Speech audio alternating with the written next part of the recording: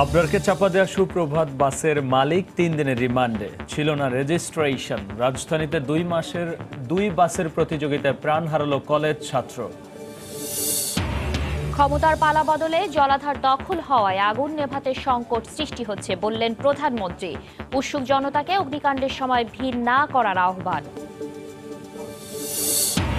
শুরু হয়ে অজানা কারণে থমকে আছে সিলেট নগরের ঝুঁকিপূর্ণ ভবন ভাঙার কাজ। দুর্ঘটনার আশঙ্কা, বুয়েট বিশেষজ্ঞদের ঘাড়ে দায় চাপালো সিটি কর্পোরেশন।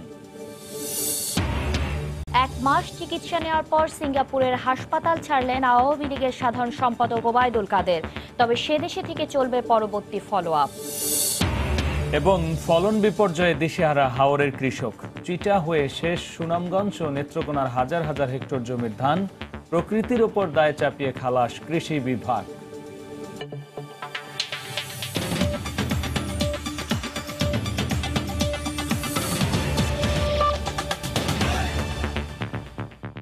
দেখছিলেন শিরোনাম। বাংলা সময় সঙ্গে আছি আমি শাতিলা শারমিন এবং আমি গোলাম রাব্বি। বিশ্ববিদ্যালয় ছাত্র আবরারকে চাপা দেয়া সুপ্রভাত বাসের মালিক ননীগোপাল সরকারকে ভোরে রাজধানীর যাত্রাবাড়ি থেকে গ্রেফতার করেছে পুলিশ। আবরারের আগে শাহজাদপুরের বাঁশবাড়ি এলাকায় কলেজ ছাত্রী সিনথিয়াকে চাপা দেওয়ার পর ননীগোপালের নির্দেশেই বাসটি নিয়ে কন্ডাক্টর ইব্রাহিম পালানোর সময় পিষ্ট করে আবরারকে। পুলিশ জানিয়েছে, সিনথিয়াকে চাপা দেওয়ার পর মালিকের নির্দেশেই বাস নিয়ে পালিয়ে যাওয়ার সময় চাপা দেয় আবরারকে। 18 মার্চ সকাল 8:45টার দিকে শাহজাদপুরের বাঁশবাড়ি এলাকায় ফুটপাতে বাসের অপেক্ষায় ছিল মিরপুর আইডিয়াল কলেজের একাদশ শ্রেণীর শিক্ষার্থী সিনথিয়া সুলতানা মুক্তা। হঠাৎ একটি বাসের ধাক্কায় লুটিয়ে পড়ে সিনথিয়া। পথচারীরা বাসায় খবর দিলে স্বজনরা দ্রুত হাসপাতালে নিয়ে যায় তাকে। সুপ্রভাত পরিবহনের বাসটি একই কোম্পানির আরেকটি বাসকে অতিক্রম করতে গিয়েই চাপা দেয় সিনথিয়াকে। 3 হাসপাতাল ঘুরে এখন সে বাসায় শয্যাশয়ী। আমার কলেজ মিরপুর 10-এ, তো আমি 10 নম্বরের বাসের জন্য ওয়েট করছিলাম। তখন হঠাৎ করে বাসটা এসে আমার ডান সাইডে ধাক্কা মারে। তারপরে আমি টোটালি আমার কাছে সবকিছু ব্ল্যাক আউট হয়ে যায়। এদিকে পুলিশ বলছে, সিনথিয়াকে চাপা দেওয়ার পর ট্রাফিক পুলিশ চালক সিরাজকে আটক করেন। বাসটি সরিয়ে রাস্তার পাশে নেওয়ার নির্দেশ দেন কন্ডাক্টর ইব্রাহিমকে। সে সময় মালিক ননীগোপালের সঙ্গে যোগাযোগ করেন ইব্রাহিমকে বাস নিয়ে সরে পড়ার নির্দেশ দেন ননীগোপাল। আর তা করার সময় বাসটি চাপা দেয় আবরারকে। ননীগোপাল জানান, তার 4টি বাস রয়েছে। তবে বাসটির রুট পারমিট ঢাকা ব্রাহ্মণবাড়িয়ার হলেও ঢাকা গাজীপুর রুটে কেন চলছিল সে প্রশ্নের কোনো উত্তর নেই তার কাছে। 8.5 লাখ টাকায় বাসটি কেনার 2.5 বছর পেরিয়ে গেলেও রেজিস্ট্রেশন কেন করেননি সেটাও এক ধোঁয়াশা। যখন আমি গাড়িটা কিনছি তখন এত রুট পারমিটের ইটা আমরা জানতাম না জানাতে আমি এই গাড়িটা এই রোডে চালাই। এক রোডটা আরেক রোডে চালান যায় না জানতাম না, ওইটা না ওই সময়টা এতটা ছিল না। এখন যে করা হয়েছে গাড়িটা 2-2.5 বছর আগে কিনছি। কেনার পরে রেজিস্ট্রেশন বদলাইছেন আপনার নামে? না, করি নাই। পুলিশ বলছে, ননীগোপালের নির্দেশনা মানতে গিয়েই আবরারকে চাপা দেওয়ার ঘটনা ঘটেছে। তাই চালক ও কন্ডাক্টরের পাশাপাশি দায় রয়েছে তারও। তার এই যে নির্দেশের ফলেই কিন্তু পরবর্তীতে যে আবরার যে নিহত হয়েছে সেই ঘটনাটি সংঘটিত হয়েছে। তিনি যদি এইটা বিবেচনা করতেন তাহলে কিন্তু হয়তো আমরা বলতে পারি যে দ্বিতীয় দুর্ঘটনা যেটা আছে সেটা হয়তো সংঘটিত হতে নাও পারত। এক্ষেত্রে তো অবশ্যই তার দায় দায়িত্ব রয়েছে। তদন্ত অনেকটাই আমরা অগ্রসর হয়েছি। আশা করছি খুব সহসাই এই মামলার অভিযোগপত্র দাখিল করতে সক্ষম হবে। এই ঘটনায় এরই মধ্যে বাসের চালক সিরাজ, কন্ডাক্টর ইব্রাহিম ও হেলপার ইয়াসিন আদালতে স্বীকারোক্তিমূলক জবানবন্দি দিয়েছে। খান মোহাম্মদ রুমেল, সময় সংবাদ, ঢাকা। এদিকে রাজধানীর ডেমরায় 2টি বাসের রেষারেষিতে চাপা পড়ে এক কলেজ ছাত্র নিহত হয়েছে। এই ঘটনায় ঘাতক বাসের চালক ও হেলপারকে আটক করেছে পুলিশ। দুপুরে ডেমরা রামপুরা সড়কের আমুলিয়ায় এই ঘটনা ঘটে। প্রত্যক্ষদর্শীরা জানান, রমজান পরিবহন ও স্বাধীন পরিবহনের 2টি বাস আগে যাওয়া নিয়ে রেষারেষি করছিল।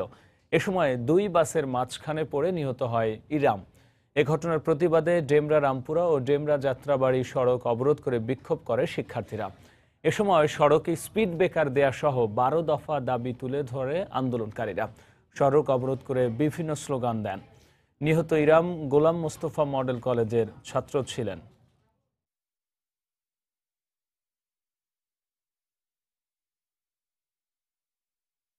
দুজন ওভারটেক করতে গেছে, একজনের সাইড দিয়েছে আর একজনের চাপ দিয়ে সাইকেলের উপরে দিয়ে ডাইরেক্ট চালাইছে। প্রতিনিয়ত মারা যাচ্ছে, আর একটা করে স্ট্রিট বিগার বলেন বা ব্রিজ বলেন, এভাবে কেমনে একটা ছাত্র যান যাচ্ছে একটা ফ্রুট ব্রিজ, এর তো কোনো মানে হয় না ভাই। আজকে আমার কাছে আমি বুঝতেছি, কালকে আপনার যাবে আপনি বুঝবেন। বেলা 12:30টার দিকে গোলাম মুস্তাফা কলেজের ইন্টারমিডিয়েটের ছাত্র ইরাম, সে সাইকেল নিয়ে যাচ্ছিল, রমজান নামে একটা পরিবহন তাকে চাপা দেয়। স্থানীয় লোকজন এই কারণে বিক্ষুব্ধ হয় এবং গোলাম মুস্তাফা কলেজের ছাত্ররা এসে এই রাস্তা এবং যাত্রাবাড়ি ডেমরা রাস্তা বন্ধ করে দেয় গাড়ি চলাচল। আমরা ঘটনার পরপরই ঘাতক বাসকে আটক করি এবং সেই চালক এবং হেল্পারকে আটক করি। এফআর টাওয়ারের ১৯ তলা থেকে ২২ তলা পর্যন্ত গড়ে উঠেছে অবৈধভাবে। রাজুকের অনুমোদন আছে দাবি করলেও তদন্ত কমিটি কোনো বৈধ কাগজ পায়নি। রাজুকের তদন্ত কমিটির প্রতিবেদনে বেরিয়ে এসেছে নকশার সঙ্গে মূল ভবনের অসঙ্গতিও নেই, বাণিজ্যিকভাবে ব্যবহারের অনুমতি। ভবনটি আপাতত ব্যবহারের অযোগ্য বলেও জানানো হয়েছে। এ ঘটনায় শুধু মালিক নয়, রাজুকও দায় এড়াতে পারে না বলে মনে করেন বিশেষজ্ঞরা। ২৮ ফেব্রুয়ারি দুপুর 12:30 রাজধানীর বনানীর সুউচ্চ ভবনে ভয়াবহ আগুনে চমকে দেয় পুরো জাতিকে। ৭ ঘন্টার চেষ্টায় আগুন নিভলেও পুড়ে ছাই ৭ থেকে ২২ তলা, প্রাণহানি ২৬ জনের। অগ্নিকাণ্ডের পর একে একে বেরিয়ে আসতে থাকে থলের বিড়াল। ২২ তলা এই ভবনের অনুমতি ছিল ১৮ তলার। ঘটনার ৫ দিনের মধ্যেই তদন্ত প্রতিবেদন দেয় রাজুক কমিটি। অতিরিক্ত ৪ তলা করার অনুমতি ছিল মালিক এমন দাবি করলেও কোনো বৈধ নথি দেখাতে পারেনি। নির্মাণের মূল নকশার সাথে মিলেছে বিস্তর ফারাক। রাজুক থেকে যে আমরা প্রাপ্ত যে তথ্য বা যে ডিজাইন নকশা পেয়েছি সেটা আসলে বেসিক্যালি ১৮ তলার ভবন, ১৮ তলা, এবং এইটার বেসিক্যালি মেইনলি বিল্ডিংটা কিন্তু রেসিডেন্সিয়াল ইউজের জন্য, এবং অরিজিনাল ভবনে যেখানে সিঁড়িঘর দেখানো আছে, যেখানে লিফট দেখানো আছে, যে ভবনটা তৈরি হতে সেখানকার সিঁড়িঘর এবং লিফট কিন্তু সম্পূর্ণ ভিন্ন জায়গায় দেয়া আছে। প্রতিবেদনে আরও বলা হয়েছে ভবনটিতে ফাটল দেখা দেয় আপাতত তা ব্যবহারযোগ্য নয়। আগুনের কারণে ৮, ৯ এবং ১০ তলার কিছু কলামে কিছু সামান্য ক্র্যাক দেখা দিয়েছে। ইলেকট্রিক্যাল শর্ট সার্কিটের কারণে হচ্ছে বলে আমাদের প্রতিমান হচ্ছে, তার মানে ইলেকট্রিক লাইনেও কিছু সমস্যা আছে। এই কারণে আমরা যেটা দিয়েছি, আমাদের যে সাজেশন সেটা হচ্ছে আমরা মোটামুটি ৫ মাস একটা সময় বেঁধে দিয়েছি। এর মধ্যে ভবনের স্ট্রাকচারাল ত্রুটি, ভবনের ফায়ারের যে সমস্ত গাফিলতি আছে বা যেগুলা ত্রুটি আছে, আর ইলেকট্রিক্যাল ত্রুটি সারিয়ে সংস্কার করে ৫ মাসের মাথায় রাজুককে একটা সাবমিট করতে হবে রিপোর্ট ভবনের মালিককে। এক্ষেত্রে কেবল মালিকদের উপর দায় চাপিয়ে রাজুক পার পেতে পারে না বলে মনে করছেন বিশেষজ্ঞরা। এই ভবনটির নির্মাণ কাজ যে সময় হয়েছে সেই সময় রাজুকের দায়িত্বপ্রাপ্ত ব্যক্তি যারা ছিলেন তারা এবং এই ভবনের মালিক সংযুক্ত হয়ে নিজেরা নিজেদের ভিতরে আপোষ করে এই কাজটি করেছেন। পানিশমেন্ট যদি দিতে হয় তাহলে দুই পক্ষেরই পানিশমেন্ট হওয়ার কথা। তবে এমন দুর্ঘটনা এড়াতে সর্বস্তরে সচেতনতাও জরুরি বলে মনে করেন তারা। রাশেদ লিমন, সময় সংবাদ, ঢাকা। প্রধানমন্ত্রী শেখ হাসিনা বলেছেন, ক্ষমতার পালাবদলে রাজধানীর জলাধারগুলো দখল হয়ে যাওয়া আগুন নেভাতে বেগ পেতে হচ্ছে। বিকেলে গণভবনে আওয়ামী লীগের কার্যনির্বাহী কমিটির সভার শুরুতে প্রধানমন্ত্রী বলেন, ভবন মালিক ও ব্যবহারকারীদের দায়িত্ব রয়েছে স্থাপনা নির্মাণে নিরাপত্তা নিশ্চিত করা। যে কোনো দুর্ঘটনা ঘটলে উৎসুক জনতাকে ভিড় না করারও আহ্বান জানান তিনি। আগুন লেগেছে, দুনিয়ার লোক যে সেখানে হাজির, ফায়ার সার্ভিস ঢুকতে পারে না, মানুষ যেতে পারে না। এটা কোন ধরনের একটা ব্যাপারটা সবাই দেখতে চায়, আর সেলফি তুলে, ছবি তুলে। এখানে সেলফি তোলার কি হলো আমি এটা বুঝতে পারি না। সত্যি আমার কাছে খুব অবাক লাগে এই জিনিসটা দেখে, যে আমাদের দেশের মানুষের এই মানসিকতাটা পরিবর্তন করতে হবে, বরং এই ধরনের বিপদে কিভাবে সাহায্য করা যায়। এবং সেখানে আমি অবশ্য সাধুবাদ জানাবো, কারণ আমরা একটা যখন খবর আমরা আশেপাশে কিছু ইউনিভার্সিটি আছে, ছাত্ররাও এসেছিল এবং অন্যান্য লোক। আমি সঙ্গে সঙ্গে আমাদের আইজিপিকে এবং হোম মিনিস্টারকে বললাম যে তাদেরকে আহ্বান করতে, যে তারা যেন নিজেরা ভলান্টিয়ার হয় এবং দুপাশে লোক সরিয়ে রাস্তা করে দেয় যেন ফায়ার ব্রিগেডের গাড়িগুলি আসতে পারে। তারা সেটা করেছিল। ফায়ার ব্রিগেডের আগুন নিভাবে, কিন্তু আগুন যাতে না লাগে, যারা দালান কোঠা বানান, যারা বসবাস করেন, যারা ব্যবহার করেন, তাদেরও দায়িত্ব আছে। বেশ ঢাকঢোল পিটিয়ে ৩ বছর আগে সিলেট নগরের ঝুঁকিপূর্ণ ভবন ভাঙার কাজ শুরু হয়, কিন্তু দুটি ভাঙার পরেই তা থেমে যায়। স্থানীয় বিশেষজ্ঞরা বলছেন, ভবনগুলো দ্রুত ভাঙা না হলে বড় ধরনের দুর্ঘটনা ঘটতে পারে। সিটি কর্পোরেশনের দাবি, বুয়েটের বিশেষজ্ঞরা ভাঙার কাজে বাধা হয়ে দাঁড়িয়েছেন। আব্দুল আহাদের রিপোর্ট, ক্যামেরায় ছিলেন দিগেন সিংহ। সিলেট নগরের ৩৪টি ভবনকে ঝুঁকিপূর্ণ হিসেবে চিহ্নিত করেছে সিটি কর্পোরেশন। এর মধ্যে ২৩টি অতি ঝুঁকিপূর্ণ। ২০১৬ সালে ঝুঁকিপূর্ণ ভবন ভাঙার কাজ শুরু করে কর্পোরেশন। তাঁতিপাড়া ও বন্দরবাজারের ২টি ভবনও ভাঙা হয়। এরপর এই কার্যক্রম আর সামনে এগোয়নি। বর্তমানে আমাদের ছড়া বা রাস্তাগুলো প্রশস্ত করার কাজে আমাদের লোকজন বেশি নিয়োজিত। এই প্রোগ্রামটা আপাতত মানে তেমন কার্যক্রম চলছে না। বেশ কয়েক বছর আগে জেলা প্রশাসকের কার্যালয়ের এই মালখানা ভবনটি পরিত্যক্ত ঘোষণা করেছে গণপূর্ত বিভাগ। তারপরও এই ভবনে চলছে দাপ্তরিক কার্যক্রম। শুধু তাই নয়, ঝুঁকিপূর্ণ এই ভবনে রয়েছে জেলার সকল মামলার আলামত। সিটি কর্পোরেশনের গা ঘেঁষা ভবন সিটি সুপার মার্কেটও অতি ঝুঁকিপূর্ণ। এটার মালিক স্বয়ং সিসি। ঝুঁকিপূর্ণ ভবন চিহ্নিতকরণের সঙ্গে জড়িত এই বিশেষজ্ঞ বলেন, সরকারি ভবন আগে ভাঙলে এখান থেকে সাধারণ মানুষ উদ্বুদ্ধ হবে। তবে ভবন ঝুঁকিপূর্ণ মানতে নারাজ সিটি সুপার মার্কেটের ব্যবসায়ীরা। সিটি কর্পোরেশনের উচিত, যদি তাদের আন্ডারের এইসব বিল্ডিংগুলি রেক্টোফিটিং করা সম্ভব হয়, তাহলে তাড়াতাড়ি রেক্টোফিটিং করে জনগণের কাছে দেখানো যে আমরা আমাদের বিল্ডিংগুলি কারেকশন করেছি। ঝুঁকিপূর্ণ না, এটা সার্টিফিকেট আছে। ঝুঁকিপূর্ণ ৩-৪টা 10টা দোকান আছিল, আমরা সাবেক নির্বাহী তাকে অপসারণ করাই দিছি।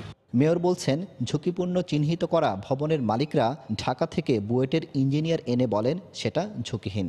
আমরা যেটাতে ঝুঁকিপূর্ণ বলেছি, বুয়েটের মতো বিশ্ববিদ্যালয় যদি বলে এটা ঝুঁকিপূর্ণ না, ওই সুযোগটা নিতে পারবো না। নোটিশ দেওয়া সত্ত্বেও যারা ভাঙতেছেন না, বাজা করতেছেন না, আমরা এটা প্রশাসনিকভাবে আমরা সরকারের সাহায্য নেব এবং এটাকে আমাদের অবশ্যই আইনের আওতায় নিয়ে এটা ভেঙে দিতে হবে। 23টি অতি ঝুঁকিপূর্ণ ভবনের মধ্যে সরকারি ভবন 5টি, বাকিগুলো মার্কেট ও বাসাবাড়ি। আব্দুল আহাদ, সময় সংবাদ, সিলেট। মাত্রই আমরা রিপোর্টটিতে দেখলাম যে 3 বছর আগে সিলেট নগরের ঝুঁকিপূর্ণ ভবন ভাঙার কাজ শুরু হলেও 2টি ভাঙার পরেই তা থেমে যায়। আর ভবনগুলো দ্রুত ভাঙা না হলে বড় ধরনের দুর্ঘটনার আশঙ্কা করছেন বিশেষজ্ঞরা। এই বিষয়ে আলোচনার জন্য সিলেট থেকে যুক্ত হচ্ছেন রিপোর্টার আব্দুল আহাদ। হ্যাঁ রাব্বি, বিষয়টি নিয়ে কথা বলতে আমার সঙ্গে আছেন দুজন অতিথি। ডানে দেখতে পাচ্ছেন দিনমণি শর্মা, তিনি Sylhet fire service and civil ডিফেন্সের সহকারী পরিচালক, এবং আমার বাইরে দেখতে পাচ্ছেন অধ্যাপক ডক্টর মুশতাক আহমদ, তিনি শাহজালাল বিজ্ঞান ও প্রযুক্তি বিশ্ববিদ্যালয়ের সিভিল ইঞ্জিনিয়ারিং বিভাগের একজন সিনিয়র অধ্যাপক। আমি শুরুতেই মুশতাক স্যারের সঙ্গে কথা বলছি। স্যার, প্রতিবেদনটিতে আমরা যেমনটি দেখলাম যে সিলেট শহরের 23টি ভবন অতি ঝুঁকিপূর্ণ, এর মধ্যে 2টি ভবন ভাঙা হয়েছে, এরপরে ভাঙার কাজ বন্ধ। আপনি এই বিষয়টি নিয়ে কি বলবেন? যে 23টি বিল্ডিংকে ঝুঁকিপূর্ণ বলে আইডেন্টিফাই করা হয়েছে, সেগুলো আসলেও ঝুঁকিপূর্ণ। তো যেহেতু একবার ঝুঁকিপূর্ণ হিসাবে এগুলো আইডেন্টিফাই করা হয়েছে, যদি কোনো সমস্যা থেকে থাকে, কেউ যদি বলে যে এগুলো ঝুঁকিপূর্ণ নয়, তাহলে আমি মনে করি যে অতি দ্রুত অন্য একটি কমিটি গঠন করা উচিত, যারা আইডেন্টিফাই করবে আসলেও সেগুলো ঝুঁকিপূর্ণ কিনা। আর যদি ঝুঁকিপূর্ণ হয় তাহলে অতি সত্বর ভাঙার কাজটা শুরু করতে হবে। আর যদি কম ঝুঁকিপূর্ণ হয় তাহলে রিট্রোফিটিংয়ের দিকে যেতে হবে। স্যার, আপনি তো জানেন যে কয়েকটা ভবনের বিষয়ে, আপনি কি মনে করেন যে এগুলো রিট্রোফিটিং করে কি সংস্কার করা সম্ভব সবগুলো? আমি যতদূর দেখেছি বা জানি যে সবগুলো বিল্ডিং কিন্তু রিট্রোফিটিংয়ের উপযোগী নয়। কিছু কিছু বিল্ডিং আছে আসলেও ঝুঁকিপূর্ণ, তো সেগুলো রিট্রোফিটিংয়ের দিকে না গিয়ে ভেঙে ফেলাই উচিত। তাহলে মানুষের জীবন এবং মাল এগুলো সব কিছু বাঁচবে। স্যার, আবার আসবো, আপনার সঙ্গে কথা বলছি। স্যার যেমনটি বললেন যে ভেঙে ফেলা উচিত, আপনি তো জানেন যে বিল্ডিংগুলো ওইগুলো কিভাবে আছে, এবং যে সমবায় ভবন যেটা, সেখানে অনেক মানুষ থাকেন, একটা বিশাল ব্যবসা প্রতিষ্ঠান। আপনি কি বলবেন বিষয়গুলো? যদি হয়ে যায় এরকম কোনো ঘটনা, তখন আপনাদের কতটা সক্ষমতা আছে? দেখুন, যে ভবনগুলোর কথা আপনারা বলছেন, এই ভবনগুলো আমরা দেখেছি। এই ভবনগুলো অনেকটাতে এখনও মানুষ থাকে, ব্যবসা বাণিজ্য করে। যেহেতু পূর্বে একটি বিশেষজ্ঞ টিম এই ভবনগুলো ঝুঁকিপূর্ণ বলেছেন, সেক্ষেত্রে এখনও মানুষের আনাগোনা, এবং আমাদের সিলেট একটি ভূমিকম্প প্রবণ এলাকার মধ্যে পড়েছে। ভবনগুলো পড়ে গেলে বা বিধ্বস্ত হয়ে গেলে সেখানে কিন্তু অনেক জীবিত লোক উদ্ধারের বিষয়টি আমাদের সামনে চলে আসবে।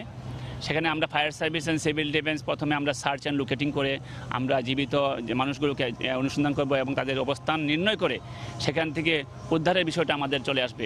আমরা সবসময় আমাদের খেয়াল রাখতে হয় যাতে আমরা একটি প্রাণও যাতে সেখানে হানি না হয়।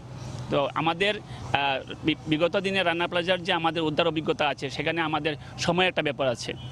কংক্রিট বিল্ডিং ভাঙতে গেলে আমাদের যথেষ্ট সময় নিতে হবে, এবং এই সিলেটের যে ভবনগুলোর যে অবস্থান, এগুলো অনেকটা কোনো জায়গায় দেখা যাচ্ছে যে সরু রাস্তাঘাট, কোনো জায়গায় দেখা যাচ্ছে আমাদের ফায়ার ব্রিগেডের গাড়িগুলো সেখানে যেতে পারবে না। সেক্ষেত্রে আমাদের উদ্ধার কাজ বা সাজ সরঞ্জামাদি ভবনের ঠিক কাছাকাছি নিয়ে যাওয়াটা আমাদের জন্য একটা কষ্টসাধ্য হবে, এবং সেখানে উদ্ধার প্রক্রিয়াটা বিলম্বিত হবে। সেই জন্য আমরা চাই যে সমস্ত ভবন চিহ্নিত করা হয়েছে, আমাদের সঠিক কথা বলেছেন, যদি প্রয়োজন হয় তাহলে আরও একটি ঊর্ধ্বতন কমিটি গঠন করে বিশেষজ্ঞের মাধ্যমে খুব জরুরি ভিত্তিতে এই বিষয়গুলো সমাধান করা দরকার। স্যার, যে এই ঝুঁকিপূর্ণ ভবনের মধ্যে যে আছে সরকারি ভবন, সিলেট জেলা প্রশাসনের ভিতরে একটি ভবন আছে, মহিলা অধিদপ্তরের কার্যালয়, এভাবে অনেক ভবন আছে, কিন্তু সরকারি ভবনগুলো ভাঙা হচ্ছে না। এর আগে বেসরকারি দুটি ভবন ভাঙা হয়েছে। এগুলো কেন হচ্ছে? যে জবাবদিহিতাটা তো আগে সরকারিভাবেই করা উচিত নয় কি? তা তো অবশ্যই। সরকারি বিল্ডিংগুলো যদি আগে ভাঙা হয় তাহলে অন্যান্য মালিকরাও কিন্তু উৎসাহিত হবেন যে তাদের বিল্ডিংগুলো অপসারণ করা। সুতরাং আমার মনে হয় যে সরকারি বিল্ডিংগুলো আসলে ঝুঁকিপূর্ণ, সেগুলো থেকে কাজ শুরু করা উচিত। এবং সিলেট তো একটি ঝুঁকিপূর্ণ এলাকা, সবসময় ভূমিকম্প হয়, প্রতি মাসেও হয়। জি, বাংলাদেশের মধ্যে সিলেটেই সবচেয়ে বেশি ঝুঁকিপূর্ণ এলাকা, এবং বিশেষজ্ঞরা বলছেন যে কোনো সময়ে একটা বড় ধরনের ভূমিকম্প হতে পারে সিলেটে। সে অবস্থায় অবশ্যই যে ঝুঁকিপূর্ণ বিল্ডিংগুলো আছে সেগুলো থেকে বড় ধরনের বিপর্যয় আশা করা যেতে পারে। কিন্তু প্রশাসন যে নীরব, সিটি কর্পোরেশন বলেন বা জেলা প্রশাসন বলেন, আসলে হয়তো বা নীরব নয়, অথবা আমি যেটা বলতে চাচ্ছি যে সবাইকে মিলে কাজ করতে হবে। আমরা যারা বিশেষজ্ঞরা আছি বা জনগণ আছে বা সরকারি বেসরকারি কর্মকর্তা কর্মচারীরা আছে, সবাই মিলেই এই ব্যাপারগুলো চিন্তা করতে হবে এবং এগিয়ে যেতে হবে। বসে থাকলে চলবে না। আপনি বলছিলেন যে উদ্ধারের বিষয়ে, যদি সিলেটের কোন কোন এলাকায় যে ঝুঁকিপূর্ণ ভবন, আপনিও জানেন যে কোনগুলো আছে, যে কোন ভবনের বিষয়ে খুব দ্রুত ব্যবস্থা নেওয়া উচিত, আপনি কি মনে করেন? আমরা মনে করি যে সমস্ত ভবনের সম্মুখে রাস্তাটা সরু এবং যাতায়াত ব্যবস্থার দুরূহ, সেই ভবনগুলো আগে আমাদের সরানো উচিত। কারণ ওখানে আমি আগে বলেছি যে আমাদের ফায়ার ব্রিগেডের টিম, রেস্কিউ সার্চ সরঞ্জাম যেগুলো ওখানে নিয়ে গিয়ে কাজ করাটা একটা কঠিন বিষয়ে দাঁড়াবে। সেক্ষেত্রে ওই সব ভবন যেগুলো রাস্তা সরু। আপনাদের কতটা সক্ষমতা আছে? আমরা অতীতের যে কোনো সময়ের তুলনায় আমাদের অবস্থান অনেক ভালো। আমরা অনেক উদ্ধার সাজ সরঞ্জামাদি পেয়েছি। আমাদের উদ্ধার কাজ করতে গিয়ে যে সমস্যাটা হয় যে আমাদের সাজ সরঞ্জাম, আমাদের যেহেতু ইকুইপমেন্ট নির্ভর আমাদের রেস্কিউ বিষয়টা, সেক্ষেত্রে আমাদের ইকুইপমেন্টটা বিধ্বস্ত ভবনের কাছে নিয়ে গেলে আমাদের উদ্ধার কাজটা ত্বরান্বিত হয়। সেখানে আমাদের হাইড্রোলিক ইকুইপমেন্ট আছে, ইলেকট্রিক ইকুইপমেন্ট আছে, এবং উইথ জনবল নিয়ে আমরা যে কাজটা করি সেখানে শক্তির বিষয়টা আছে, পাওয়ারের বিষয়টা আছে। সেই শক্তিগুলি আমরা যদি সঠিকভাবে প্রয়োগ করতে না পারি তাহলে আমাদের উদ্ধার কাজ বিলম্বিত হবে, সেক্ষেত্রে প্রাণহানির সংখ্যাটা বেড়ে যাবে। আমি মনে করি আমাদের যে সমস্ত ভবনে যাওয়াটা কঠিন, সেই সমস্ত ভবনগুলো চিহ্নিত করে অতি শীঘ্র এগুলো একটা সমাধান হওয়া দরকার। হ্যাঁ, ধন্যবাদ স্যার আপনাদের দুজনকে। রাব্বি, আমরা শুনছিলাম ওনাদের কথা। ওনারা বলছেন যদি বুয়েট থেকে কোনো বিশেষজ্ঞ এসে বলেন যে এই বিল্ডিংটি ঝুঁকিপূর্ণ নয়, তবে আবারও বসা দরকার এবং বসে যৌথভাবে কাজ করে আবারও ঝুঁকিপূর্ণ তালিকা করে এইসব ভবনের বিরুদ্ধে খুব দ্রুত ব্যবস্থা নেওয়া দরকার। আপনারা জানেন যে সিলেট হচ্ছে একটি ঝুঁকিপূর্ণ এলাকা এবং সিলেটে প্রতিনিয়ত ঝুঁকিপূর্ণ হয়, ছোট ছোট ঝুঁকিপূর্ণ হয়, এবং বিশেষজ্ঞরা বলেন যে এই ছোট ছোট ভূমিকম্পগুলো হচ্ছে বড় ভূমিকম্পের একটি আগাম সংকেত। এই ছিল আমার কাছে বিল্ডিংয়ের ঝুঁকিপূর্ণ বিল্ডিং নিয়ে সবশেষ খবর। সিলেটের ঝুঁকিপূর্ণ ভবন বিষয়ে করণীয় নিয়ে আলোচনা করতে আলোচকদের সঙ্গে নিয়ে যুক্ত হয়েছিলেন রিপোর্টার আব্দুল আহাদ। বাংলার সময় আরও থাকছে। ডাকসুর পর এবার চাকসু নির্বাচনের তোড়জোড়। অচল অবস্থা কাটিয়ে চট্টগ্রাম বিশ্ববিদ্যালয় কেন্দ্রীয় ছাত্র সংসদ নির্বাচনের সিদ্ধান্তে খুশি শিক্ষার্থীরা।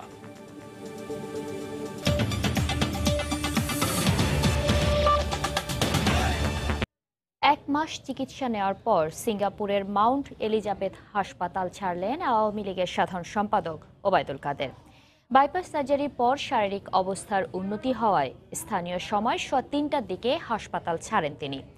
সড়ক পরিবহন ও মহাসড়ক বিভাগের উপপ্রধান তথ্য কর্মকর্তা মোহাম্মদ আবু নাসের তথ্য জানিয়েছেন। তিনি আরও জানান, মাউন্ট এলিজাবেথের পাশে একটি বাসা ভাড়া নেওয়া হয়েছে। সেখান থেকেই সড়ক পরিবহন ও সেতু মন্ত্রী চিকিৎসা পরবর্তী শুশ্রূষা চলবে। 2 মার্চ হঠাৎ করেই খবর আসে আওয়ামী লীগের সাধারণ সম্পাদক ওবায়দুল কাদের বুকে ব্যথা অনুভব করায় বঙ্গবন্ধু শেখ মুজিব মেডিকেল বিশ্ববিদ্যালয়ে ভর্তি হয়েছেন। তার স্বাস্থ্যের বিভিন্ন পরীক্ষা নিরীক্ষা করছেন চিকিৎসকরা।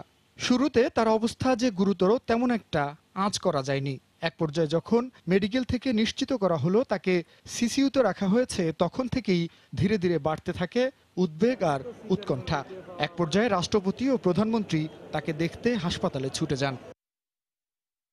তার চিকিৎসাধীন একটি ছবি সামাজিক যোগাযোগ মাধ্যমে ছড়িয়ে পড়লে তা যেন কোনোভাবেই বিশ্বাস হচ্ছিল না জনপ্রিয় এই নেতার অনুসারীদের। সময় যত গড়াচ্ছিল ততই যেন বাড়ছিল উদ্বেগ আর উৎকণ্ঠা। এক পর্যায়ে সিঙ্গাপুরের চিকিৎসক দল ঢাকায় এলেন। পরে প্রধানমন্ত্রীর অনুরোধে তাকে দেখতে ঢাকায় আসেন উপমহাদেশের প্রখ্যাত হৃদরোগ বিশেষজ্ঞ দেবী শেঠি। তিনি ওবায়দুল কাদেরকে দেখার পর উন্নত চিকিৎসার জন্য সিঙ্গাপুরে নেয়ার পরামর্শ দেন। এরপর কিছুটা স্বস্তি আসে দেশবাসীর মধ্যে। ধর্মীয় উপাসনালয়গুলোতে চলে তার রোগ মুক্তির প্রার্থনা। পরে 4 মার্চ বিকেল 4:15টায় ওবায়দুল কাদেরকে নিয়ে যাওয়া হয় সিঙ্গাপুরের মাউন্ট এলিজাবেথ হাসপাতালে। রাত 8:45টার দিকে সিঙ্গাপুরে পৌঁছায় তাকে বহনকারী এয়ার অ্যাম্বুলেন্স। শুরু হয় তার চিকিৎসা। বেশ কিছুদিন চিকিৎসা শেষে তার অবস্থার কিছুটা উন্নতি হওয়ার পর 20 মার্চ করা হয় বাইপাস সার্জারি। পরে 6 দিন আইসিইউতে রাখার পর তাকে স্থানান্তর করা হয় কেবিনে। এরপর ধীরে ধীরে সুস্থ হয়ে ওঠেন আওয়ামী লীগের বর্ষিয়ান এই নেতা। দীর্ঘ 1 মাস চিকিৎসা শেষে শুক্রবার স্থানীয় সময় বিকেল 3:15টার দিকে হাসপাতাল থেকে ছাড়া পান তিনি। স্বস্তি ফেরে সবার মাঝে। এখন অপেক্ষা পুরোপুরি সুস্থ হয়ে প্রিয় নেতার দেশে ফেরার। জুনায়েদ আল হাবিব, সময় সংবাদ। বেগম খালেদা জিয়াকে উন্নত চিকিৎসার জন্য তার পছন্দের হাসপাতালে স্থানান্তরের দাবি জানিয়েছেন বিএনপি মহাসচিব মির্জা ফখরুল ইসলাম আলমগীর। বেলা 11টায় ঠাকুরগাঁও শহরের নিজ বাসভবনে নেতাকর্মীদের সঙ্গে মতবিনিময় সভা শেষে সাংবাদিকদের তিনি একথা বলেন। একটা বিশেষ ধরনের এমআরআই তার করা দরকার, যেটা দুই হাঁটুটা রিপ্লেসড, মেটাল। তো এটার জন্য আলাদা এমআরআই মেশিন আছে, যে মেশিন পিজিতে নাই। সেই জন্য আমরা বলেছিলাম যে তাকে বিশেষায়িত হাসপাতালে দাও, যেখানে এই সুবিধাগুলো রয়েছে। দেশনেত্রী বেগম খালেদা জিয়া গণতন্ত্রের নেতা হিসেবে রিকগনাইজ করতে হবে। অন্য রাজনৈতিক নেতার প্রতি শ্রদ্ধা এটা থাকতে হবে। এটা না থাকলে সেই রাষ্ট্র কখনোই একটা সত্যিকার অর্থে সুষ্ঠু গণতান্ত্রিক রাজনৈতিক সংস্কৃতি গড়ে তুলতে সক্ষম হবে। বেগম খালেদা জিয়া নিঃশর্ত মুক্তি ও সুচিকিৎসার দাবিতে বিক্ষোভ করেছে বিএনপি ও অঙ্গ সংগঠন। সকালে বরিশাল নগরীর সদর রোডে দলীয় কার্যালয়ের সামনে জড়ো হন মহানগর যুব দলের নেতাকর্মীরা। সেখানে বিক্ষোভ সমাবেশ থেকে বেগম জিয়ার সুচিকিৎসা নিশ্চিত করার দাবি জানান নেতাকর্মীরা। একই দাবিতে ঝিনাইদহ শহরের আরাবপুর বাসস্ট্যান্ড থেকে একটি বিক্ষোভ মিছিল বের করে স্বেচ্ছাসেবক দল। এ সময় বেগম জিয়া নিঃশর্ত মুক্তির দাবিতে মিছিলটি এলাকা প্রদক্ষিণ করে।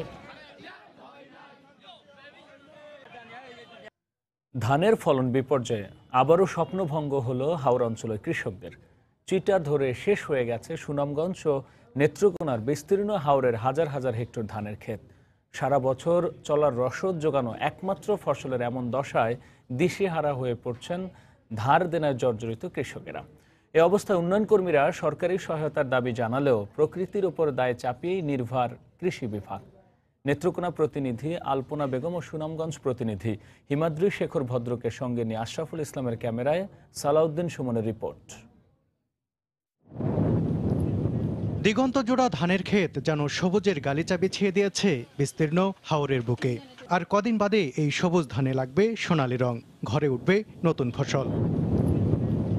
অথচ কৃষকের মুখে নেই হাসির ঝিলিক। ধান আছে, কিন্তু ধানের ভেতরে নেই চালের অস্তিত্ব। চিটা ধরে নেত্রকোনার হাওরের হেক্টরের পর হেক্টর জমিতে মারাত্মক ফলন বিপর্যয় দেখা দিয়েছে।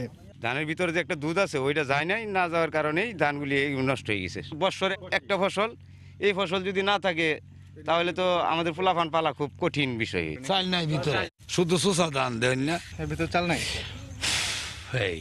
একবার ভাই চাল নাই। অন্য বছর পানি নিচে গা, এই ক্ষেত ঠিক মতো মর গেছে, সাইপা টাইপা আনন গেছে, এই বছর তো তাও কিছু নাই। গরিব মানুষ আমরা ঋণ দিন করছি, এই ঋণ কিভাবে পরিশোধ করি। হঠাৎ করেই ফসলের এই অবস্থা হবে তা ঘুণাক্ষরেও বুঝতে পারেননি কৃষকেরা। পাহাড়ি ঢল কিংবা আকস্মিক বন্যায় ফসল তলিয়ে যাওয়ার আশঙ্কায় প্রতি বছর এ সময় বাঁধ নিয়ে আতঙ্কে থাকেন হাওর অঞ্চলের কৃষকেরা। কিন্তু এবার বাঁধ নয়, কৃষকদের ঘুম কেড়ে নিয়েছে বিপর্যস্ত ধানের ক্ষেত। শুধু নেত্রকোনায় নয়, সুনামগঞ্জের হাওরগুলোতেও দেখা দিয়েছে একই অবস্থা। হালির হাওর, শনির হাওর ও দেখার হাওর সহ সুনামগঞ্জের বিভিন্ন হাওরেও কৃষকদের হাহাকার, বোরোর ফলন নেই। 16 আনা ধানের মাঝে মনে হয় এখানে ধানও টিকতো না, সব সুসা হয়ে গেছে। এই হাওরে দেখেন ওইগুলো যা আছে সম্পূর্ণই এই লাল হয়ে ভিতরে চাল নাই। আমরা তো এই রোগগুলো আমরা বুঝতে পারতেছি না। ফসল করতে দেয় যে শ্রম কিংবা টাকা পয়সা আমাদের হয়েছে আর কি, তাতেও আমরা তুলবার কোনো সুযোগ নাই। সরেজমিন পরিদর্শন না করেই কৃষি বিভাগ বলছে, স্বাভাবিক সময়ের 1 মাস আগে ধান রোপণ ও পরবর্তীতে অনাবৃষ্টির কারণেই এই অবস্থার সৃষ্টি। ডিপ হাওরে যায় না, কিন্তু আমরা যেটুকু দেখছি যে ওই ধানের একদম টিপটাতে, শীষের টিপটাতে 2-1টাতে স্পাইকলেট কম আছে। এটা টেম্পারেচার কমের জন্য হয় এবং এটা কোল ইনজুরি আমরা যেটাকে বলে আর কি। দিশেহারা কৃষকদের সহায়তায় এগিয়ে আসতে সরকারের প্রতি আহ্বান জানালেন এই উন্নয়ন কর্মী। নির্দিষ্ট একটি এলাকা না, পুরো হাওর অঞ্চল জুড়েই সময় যতই যাচ্ছে আমরা খবর যত পাচ্ছি তত জানতে পারছি যে এই বিপর্যয়টি বিভিন্ন অঞ্চলে বিস্তৃত। ফলে সরকারের উচিত হবে এই সময়কালে তাদের সাহায্যে এগিয়ে আসা। কৃষি বিভাগের দেয়া তথ্যমতে এবার সুনামগঞ্জে 2,24,000 হেক্টর ও নেত্রকোনায় 40,500 হেক্টর হাওরের জমিতে ধান চাষ হয়েছে। সালাউদ্দিন সুমন, সময় সংবাদ, সুনামগঞ্জ। ডাকসু নির্বাচনের পর এবার চাকসু নির্বাচন নিয়ে শুরু হয়েছে তোড়জোড়। দীর্ঘ 29 বছরের অচলায়তন কাটিয়ে চট্টগ্রাম বিশ্ববিদ্যালয় কেন্দ্রীয় ছাত্র সংসদ চাকসু নির্বাচনের নীতিগত সিদ্ধান্ত নিয়েছে বিশ্ববিদ্যালয় প্রশাসন। দীর্ঘদিন পর চাকসু নির্বাচনের উদ্যোগ নেয়ায় খুশি বিভিন্ন ছাত্র সংগঠনের পাশাপাশি সাধারণ শিক্ষার্থীরাও। আশরাফুল আলম মামুনের ক্যামেরায় বিস্তারিত জানাচ্ছেন পার্থপ্রতিম বিশ্বাস। 1966 সালে যাত্রা শুরু করা চট্টগ্রাম বিশ্ববিদ্যালয় পা দিয়েছে 53 বছরে। অর্ধশতক পার করা এই বিশ্ববিদ্যালয়ে কেন্দ্রীয় ছাত্র সংসদ নির্বাচন হয়েছে মাত্র 6 বার। সবশেষ 1990 সালে চাকসু নির্বাচন হয়েছে। দীর্ঘ 29 বছর ধরে চাকসু অচল থাকায় শিক্ষার্থীদের দাবি নিয়ে বিশ্ববিদ্যালয়ের প্রশাসনের সাথে কথা বলার মতো ছিল না কোনো ছাত্র প্রতিনিধি। তবে ঢাকা বিশ্ববিদ্যালয়ে ডাকসু নির্বাচনের পর চাকসু নিয়ে আগ্রহ ও উদ্দীপনা বেড়েছে শিক্ষার্থীদের মধ্যে। আমাদের অনেক সমস্যা আছে, আমরা সরাসরি কাউকে বলতে পারি না। এখন আমাদের প্রতিনিধি থাকলে আমরা প্রতিনিধিকে জানালে সে বিশ্ববিদ্যালয়ের প্রশাসনকে জানাতে পারে। এমন কারো দরকার যে নেতৃত্ব দিতে পারবে, সব প্রবলেম সলভ করতে পারবে, আমাদের কথা শুনবে, আমাদেরকে বুঝবে এবং সমস্যাগুলোর কোনো ভালো সলিউশন আনতে পারবে। দীর্ঘদিন পর হলেও চাকসু নির্বাচনে উদ্যোগ গ্রহণ করাকে ইতিবাচক হিসেবে দেখছেন বিভিন্ন রাজনৈতিক সংগঠনের ছাত্র নেতারা। চাকসু নির্বাচন আমরা খুব জোর গলায় বলতে চাই, আমরা চাই একসাথে, কারণ আমরা বিশ্ববিদ্যালয় প্রশাসনের কাছ থেকে অতীত সহযোগিতা পেয়েছি, ভবিষ্যতে পাবো। ছাত্রদের যে গণতান্ত্রিক অধিকার, এটা প্রতিষ্ঠার উদ্দেশ্যে আসলে চাকসু নির্বাচন। তো সেই জায়গা থেকে ছাত্ররা যদি তাদের ভোটের মাধ্যমে যদি তাদের মতামত নাই প্রকাশ করতে পারে, তাহলে আসলে এই ধরনের নির্বাচন দিয়ে আসলে খুব একটা কিছু আশা করা যায় না। ক্যাম্পাসের নির্বাচন হবে দীর্ঘদিন পরে, অবশ্যই বাংলাদেশ জাতীয় ছাত্রদল নির্বাচনে অংশগ্রহণ করবে, কিন্তু বিশ্ববিদ্যালয়ের প্রথম শর্ত হচ্ছে সহাবস্থান। শিক্ষার্থীদের অধিকার আদায় ও নেতৃত্ব তৈরিতে চাকসু নির্বাচন দরকার বলে মনে করেন উপাচার্য। রাজনৈতিক দলগুলোর যে অঙ্গ সংগঠন আছে, ছাত্র সংগঠনগুলো আছে, সেটা একটা রাজনৈতিক বিষয়। সেক্ষেত্রে মাননীয় প্রধানমন্ত্রীর সদয় নির্দেশনা অত্যন্ত প্রয়োজন। আইন শৃঙ্খলা রক্ষা বাহিনী সহ প্রশাসনের সহযোগিতা আমি একটা সুন্দর নির্বাচন উপহার দিতে পারবো। বিশ্ববিদ্যালয়ের প্রতিষ্ঠার পর প্রথম চাকসু নির্বাচন হয় 1970 সালে। সবশেষ 1990 সালে ষষ্ঠ নির্বাচনে বিপি নির্বাচিত হন নাজিম উদ্দিন এবং জিএস হন আজিম উদ্দিন। পার্থপ্রতিম বিশ্বাস, সময় সংবাদ, চট্টগ্রাম। বরিশাল বিশ্ববিদ্যালয়ের উপাচার্যের পদত্যাগ দাবিতে প্রতীকী অনশন করেছেন শিক্ষার্থীরা। আন্দোলনের 10ম দিনে সকাল 10:30টায় প্রশাসনিক ভবনের সামনে অবস্থান নিয়ে এ কর্মসূচি শুরু করেন তারা। দ্রুত উপাচার্য পদত্যাগ না করলে আন্দোলন চালিয়ে যাওয়ার ঘোষণা দেন শিক্ষার্থীরা। স্বাধীনতা দিবসের অনুষ্ঠানে আমন্ত্রণ না পাওয়ায় শিক্ষার্থীরা প্রতিবাদ করলে ক্ষিপ্ত হয়ে কটূক্তি করেন উপাচার্য। এর প্রতিবাদে আন্দোলনে নামেন শিক্ষার্থীরা। অনশনের ডাক দিয়েছি এবং আমাদের এই যৌক্তিক আন্দোলন চলবে। আমাদের একটাই দফা, আমরা এই ভিসির পদত্যাগ চাই। তিনি আমাদের যে আলটিমেটাম দিয়েছিলাম সেই সময়ের মধ্যে তিনি পদত্যাগ করেননি এবং তারপরে আমরা বলেছিলাম যে আমরা কঠোর থেকে কঠোর কর্মসূচি হাতে নেব। তারই ধারাবাহিকতায় আমরা আজকে অনশনে বসেছি। স্যার সেই আলটিমেটামের সময়ের মধ্যে পদত্যাগ করেন নাই, যার কারণে আমাদের আন্দোলনের কর্মসূচি কঠোর থেকে কঠোরতর হচ্ছে। নরসিংদীতে বেসরকারি একটি কোম্পানির গ্যাসের লাইন বিস্ফোরণে ৫ জন দগ্ধ হয়েছেন। এদের মধ্যে একজনের অবস্থা গুরুতর হওয়ায় ঢাকা মেডিকেলে পাঠানো হয়েছে। প্রত্যক্ষদর্শীরা জানান, সকালে ঘোড়াশালে প্রাণ কোম্পানির MCL এর প্রশাসনিক ভবনে গ্যাসের লাইনে লিকেজ দেখা দেয়। এ সময় হঠাৎই বিস্ফোরণ ঘটে ভবনে আগুন লাগে। খবর পেয়ে ফায়ার সার্ভিসের ৩টি ইউনিট ঘটনাস্থলে পৌঁছে আধা ঘন্টার চেষ্টায় আগুন নিয়ন্ত্রণে আনে। এ সময় নিরাপত্তাকর্মী, ডাক্তারসহ ৫ জনকে দগ্ধ অবস্থায় উদ্ধার করে বিভিন্ন হাসপাতালে চিকিৎসা দেয়া হয়। সাতক্ষীরায় যুবলীগ নেতা তৌহিদ সানাকে পিটিয়ে হত্যার ঘটনায় ইউনিয়ন ছাত্রলীগের সভাপতি সহ ৬ জনকে আসামি করে একটি হত্যা মামলা হয়েছে। সকালে নিহতের বোন রিনা রহমান বাদী হয়ে আশাশুনি থানায় মামলাটি করেন। এর আগে গতকাল রাতে খুলনার একটি বেসরকারি হাসপাতালে চিকিৎসাধীন অবস্থায় মারা যান তৌহিদ। পুলিশ জানায়, গত ২৬ মার্চ মাদক মামলায় ছাড়া পেয়ে বাড়ি ফিরছিলেন বড়দল ইউনিয়ন যুবলীগ নেতা তৌহিদ সানা। এ সময় চাচাতো ভাই টুটুল তাকে ডেকে নিয়ে যায়। পরে ইউনিয়ন ছাত্রলীগ সভাপতি নাহিদ রানা ও তার সহযোগীরা রড দিয়ে তাকে বেধড়ক পেটায় বলে অভিযোগ করেন স্বজনরা। স্থানীয়রা তাকে উদ্ধার করে প্রথমে সাতক্ষীরা সদর হাসপাতালে ভর্তি করে।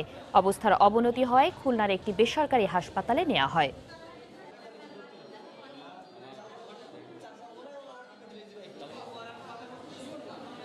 গাজীপুরে প্রিন্স হত্যা মামলার প্রধান আসামি সহ ৩ জনকে গ্রেফতার করেছে র্যাব ১। গতকাল রাতে গাজীপুরের টঙ্গী ও ঢাকার বিভিন্ন এলাকায় অভিযান চালিয়ে তাদের গ্রেফতার করা হয়। দুপুরে পোড়াবাড়ি ক্যাম্পে সংবাদ সম্মেলন করে র্যাব জানায়, পরকীয়ার জেরে প্রিন্স ও তার বন্ধু রাফির মধ্যে বিরোধ সৃষ্টি হয়। এর জেরে গত ১ মার্চ সন্ধ্যায় বাড়ি থেকে বের হলে রাফি ও তার সহযোগীরা প্রিন্সের ওপর অতর্কিত হামলা চালায়। উদ্ধার করে হাসপাতালে নেয়ার পর তাকে চিকিৎসক মৃত ঘোষণা করেন। এ ঘটনায় নিহতের পরিবার বাদী হয়ে রাফিকে প্রধান আসামি করে টঙ্গী পূর্ব থানায় একটি হত্যা মামলা দায়ের করেন।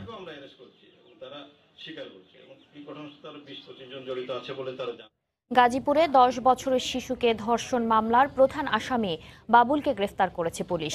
গতকাল রাতে টঙ্গীর মধ্যমকুন এলাকা থেকে তাকে গ্রেফতার করা হয়।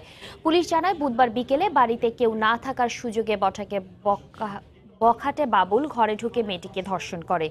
চিৎকার শুনে প্রতিবেশীরা ছুটে আসলে বাবুল পালিয়ে যায়। পরে গুরুতর অবস্থায় মেয়েটিকে স্থানীয় হাসপাতালে ভর্তি করা হয়। বিষয়টি এলাকায় জানাজানি হলে নির্যাতিতার বাবাকে টাকা দিয়ে মীমাংসার চেষ্টা করে অভিযুক্ত বাবুল। এ ঘটনায় রাতেই শিশুর বাবা হালিম হাওলাদার বাদী হয়ে টঙ্গী থানায় ধর্ষণ মামলা করেন। গ্রেফতার বাবুলের বিরুদ্ধে একাধিক ধর্ষণের অভিযোগ রয়েছে বলে জানিয়েছে পুলিশ।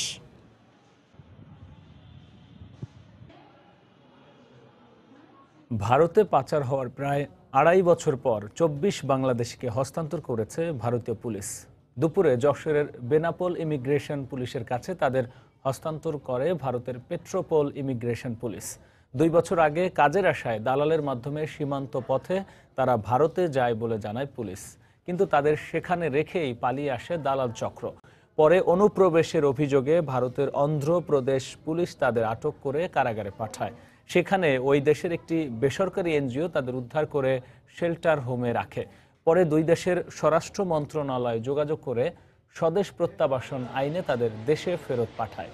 ফেরত আসা ১১ কিশোর ও ১৩ যুবকের বাড়ি সাতক্ষীরা, যশোর, নড়াইল ও বাগেরহাট জেলায় বলে জানিয়েছে পুলিশ। দালালে ভালো কাজ বলে নিয়ে গেছিল ইন্ডিয়ায়। নিয়ে যাওয়ার পরে উনি আমাকে ওখানে ছেড়ে চলে আসে। চলে আসার পরে পুলিশ আমাকে ধরে জেলে ভরে দেয়। ২ বছর ৪ মাস জেলে থাকি আমরা। ভারতের ইমিগ্রেশন কর্তৃপক্ষ আমাদের ইমিগ্রেশন কর্তৃপক্ষকে ২৪ জন বাংলাদেশি নাগরিক অবৈধভাবে ভারতে প্রবেশের পরে তাদের আমাদের নিকট হস্তান্তর করছে। ভারতীয় পর্যটকবাহী জাহাজ আরভি বেঙ্গল গঙ্গা নারায়ণগঞ্জে যাত্রা বিরতি করেছে। বিকেল ৩:৩০টায় নদী বন্দরে ভিআইপি টার্মিনালে পৌঁছায়। এ সময় বিআইডব্লিউটি এর কর্মকর্তারা পর্যটক এবং ক্রুদের স্বাগত জানান। এর আগে সকাল 11:15টার দিকে চাঁদপুর নদী বন্দর থেকে রাজধানী ঢাকার উদ্দেশ্যে যাত্রা করে জাহাজটি। গতকাল সকালে বরিশাল নৌবন্দর থেকে ছেড়ে সন্ধ্যায় চাঁদপুর পুরাতন লঞ্চ টার্মিনালে পৌঁছায় আরভি বেঙ্গল গঙ্গা। গত ২৯ মার্চ দুপুর 12:30টায় কলকাতার খিদিরপুর থেকে ঢাকার উদ্দেশ্যে ১৯ জন পর্যটক নিয়ে জাহাজটি যাত্রা করে। আগামী ৮ এপ্রিল ঢাকা থেকে কলকাতার উদ্দেশ্যে ছেড়ে যাবে জাহাজটি।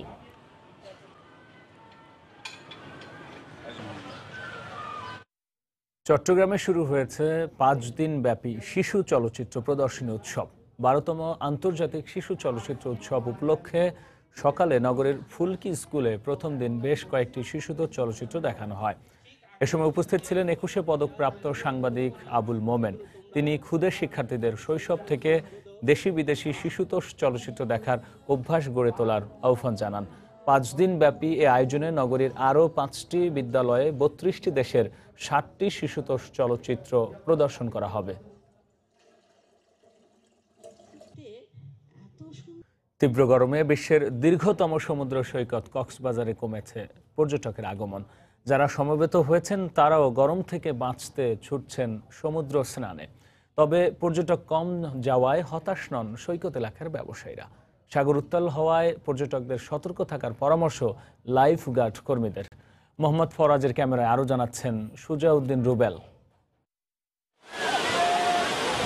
তীব্র গরম, উত্তাল সাগর, প্রকৃতিও বলে দিচ্ছে প্রতিকূল আবহাওয়া। তাই পর্যটন নগরী কক্সবাজারে কিছুটা কমেছে পর্যটকের আগমন। অন্য সময় সাপ্তাহিক ছুটিতে সৈকতের সবকটি পয়েন্টে পর্যটক ভিড় করলেও আজ ভিড় করেছে মাত্র 2টি পয়েন্টে।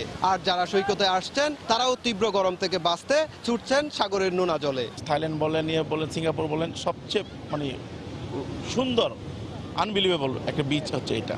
অনেক তীব্র গরম, এখন ফ্যামিলি সবাই আসছে তো আর সবাই মজা হচ্ছে অনেক। কক্সবাজারে পর্যটক কমাতে কমেছে সৈকত এলাকার হকার ও দোকানীদের ব্যস্ততা। তবে হতাশ নন তারা। এখন প্রচন্ড গরম পড়তেছে, তাই পর্যটক একটু কম পর্যটক আসছে না, আমরা হতাশ নই। সামনে পয়লা বৈশাখ, বেচা বিক্রি হবে, এই আরো অনেক পর্যটক আসবে। এই মৌসুমে সাগর উত্তাল হওয়ার কারণে সমুদ্র স্নানে বারবার সতর্ক হওয়ার পরামর্শ পর্যটকদের নিরাপত্তার দায়িত্বে থাকা সৈকতের লাইফগার্ড কর্মীদের। বরাবরের যে উত্তাল এই সময় তো গোসল করা খুব এখানে তাপ এবং নিরাপদ নয়। অনুরোধ করব টুরিস্টদের প্রতি, যেখানে লাইফগার্ড এরিয়া লাল হলুদ পতাকা মাঝখানে নিরাপদ কর্মী থাকে ওখানে গোসল করার জন্য। সাপ্তাহিক ছুটিতে সৈকতের 4 শতাধিক হোটেল পর্যটকে ভরপুর থাকলেও এখন তীব্র গরমে তা নেমে দাঁড়িয়েছে অর্ধেকে। তবে পহেলা বৈশাখে আবারও সরগরম হবে সৈকত শহর কক্সবাজার, এমনটাই প্রত্যাশা ব্যবসায়ীদের। সুজাউদ্দিন রুবেল, সময় সংবাদ, কক্সবাজার। বাংলার সময় শীর্ষ সংবাদ জানিয়ে দিচ্ছি আরেকবার। আবরারকে চাপা দেয়া সুপ্রভাত বাসের মালিক 3 দিনের রিমান্ডে, ছিল না রেজিস্ট্রেশন। রাজধানীতে 2 বাসের প্রতিযোগিতায় প্রাণ হারালো কলেজ ছাত্র। ক্ষমতার পালাবদলে জলাধার দখল হওয়ায় আগুন নেভাতে সংকট সৃষ্টি হচ্ছে বললেন প্রধানমন্ত্রী। উৎসুক জনতাকে অগ্নিকাণ্ডের সময় ভিড় না করার আহ্বান। শুরু হয়েও অজানা কারণে থমকে আছে সিলেট নগরীর ঝুঁকিপূর্ণ ভবন ভাঙার কাজ। দুর্ঘটনার আশঙ্কা, বুয়েট বিশেষজ্ঞদের ঘাড়ে দায় চাপালো সিটি কর্পোরেশন। 1 মাস চিকিৎসা নেওয়ার পর সিঙ্গাপুরের হাসপাতাল ছাড়লেন আওয়ামী লীগের সাধারণ সম্পাদক ওবায়দুল কাদের। তবে সে দেশে থেকে চলবে পরবর্তী ফলো আপ। এবং ফলন বিপর্যয়ে দিশেহারা হাওরের কৃষক। চিটা হয়ে শেষ সুনামগঞ্জ ও নেত্রকোনার হাজার হাজার হেক্টর জমির ধান। প্রকৃতির ওপর দায় চাপিয়ে খালাস কৃষি বিভাগ। এই ছিল বাংলার সময়। যে কোনো খবর পেতে ভিজিট করুন সময়নিউজ.tv। আপনার মোবাইলে সময় সংবাদ দেখতেও সব খবর পেতে ডাউনলোড করুন সময় অ্যাপ। সঙ্গে থাকুন সময়ের।